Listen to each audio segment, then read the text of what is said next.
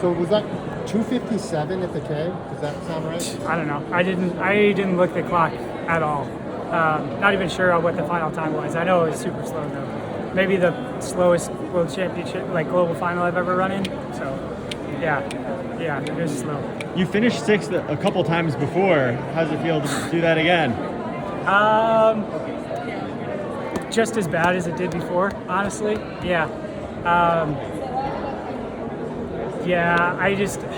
I feel like I had high expectations coming in for whatever reason.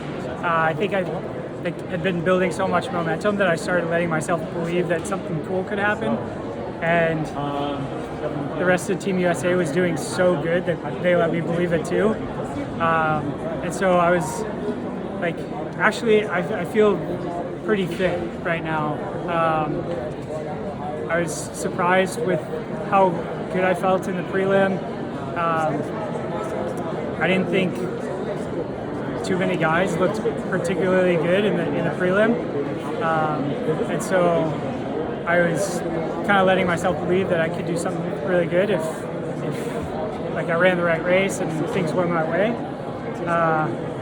Obviously, neither of those things happened. I didn't run a great race, and slow sit and kick race, which doesn't really play to my strengths. So, yeah. Did you think about taking it? I did at one point, but I honestly, I probably the earliest I would have taken it was a K, and the race was already so slow that I don't think whatever I like physically had in me for fitness-wise, I don't think it would have been enough to really change that much, unfortunately. So yeah, I didn't really think it was the right decision in the moment, and kind of just like went in with the game plan of trying to stay as efficient and relaxed as possible. And I kind of let that get in the way of, I feel like, making the right decisions for myself. And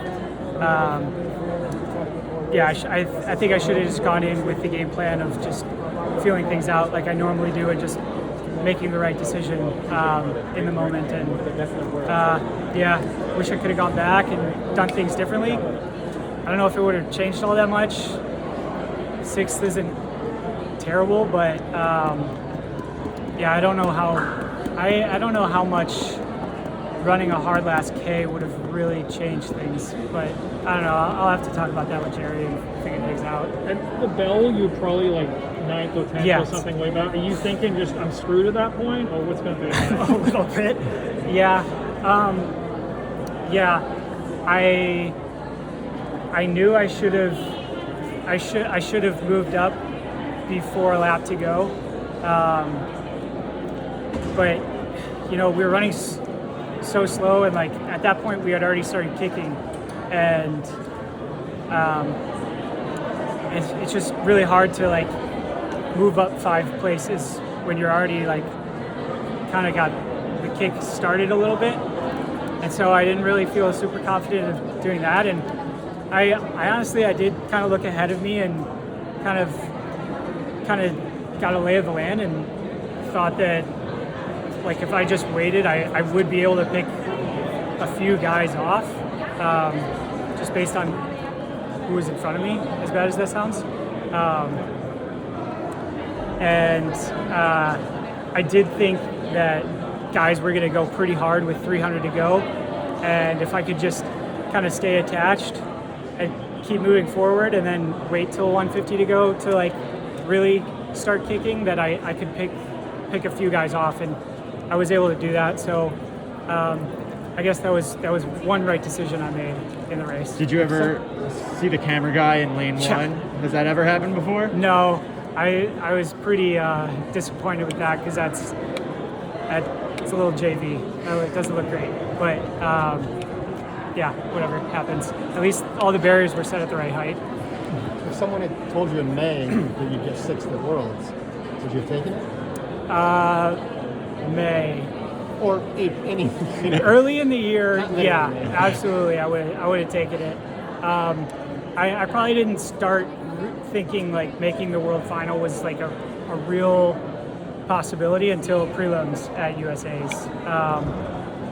Like obviously still didn't feel great at Portland Track Festival, but I still thought I could make the team if things started coming along. And then prelim at USA's, like I just felt so good and felt like I made a huge jump in fitness that I started believing a little bit more. And each race and every week or two, I just got more and more confident. So, yeah.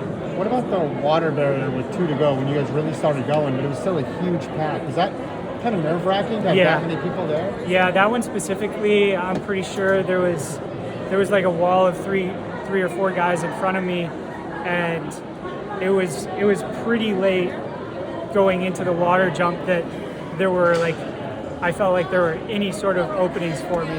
And going into it, I was just like trusting that like everyone was going to take the water jump well and it wasn't going to mess me up. And right at the last second, I think like a couple guys split and there was just like a little bit of a gap there for me, so I just took that. Got to ask about your coach. Yeah. When did you find out that Jerry was taking the Oregon job, and what are your thoughts on that? I found out, I think it was Wednesday before it was announced, so like 4 or 5 days. And yeah, I do think it's a really good move for the pro team. Good move for Jerry. I personally think it's a great move or change for the college kids. I think Jerry's one of the best coaches in the world, and I think they're getting a pretty good deal. And I think long term, it's such a good plan for the future college kids and the pro team, and for Jerry. I think, like, obviously I feel like things have worked out very, very well for me in my running career. Jerry kind of molding me as an athlete from when I was 18 and just having full control of my development, essentially my entire running career, and just thinking that he has the opportunity to do that for 20 college kids a year or whatever it may be. I think it's great for the pro team moving forward.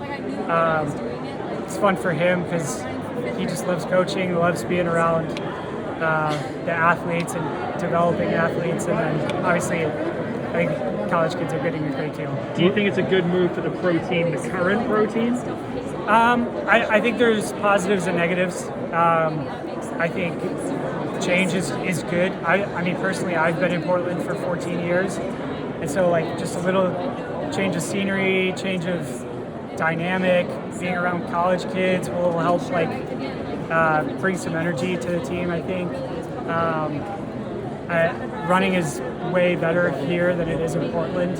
We run on Nike's campus every day in Portland, and it's a lot of laps on turf fields and 1.5 mile loops, and so turning that much I don't think is great for us, and so I think getting better running will help keep us healthier for a lot of the year. And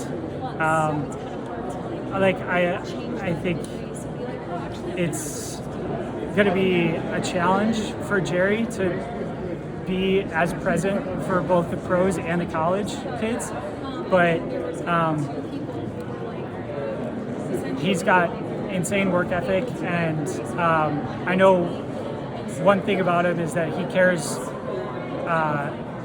cares more about our development and our athletic careers than anyone could ever know, and so I don't doubt that he'll do everything in his power to provide the type of support for both the college and the pro athletes that he can. So yeah, I'm not worried about it. It seems like everyone on the team then that you've spoken to seems pretty committed to moving to Eugene. Like no one would stay in Portland to commute down or anything. There's a lot of stuff that people have to figure out.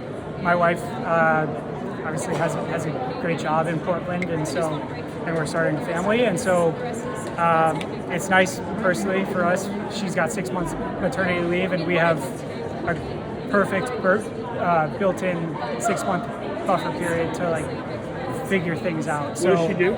She's a marketing manager at a construction company. So yeah, I mean, this is also new. We didn't really have time to think about things and make plans, and so especially with Worlds right around the corner, we just wanted to. We got the information, talked about it for a couple days, and then everyone said they were going to put it aside and just focus on Worlds. So we've got all summer to think about it and make plans and everything. I missed the very beginning.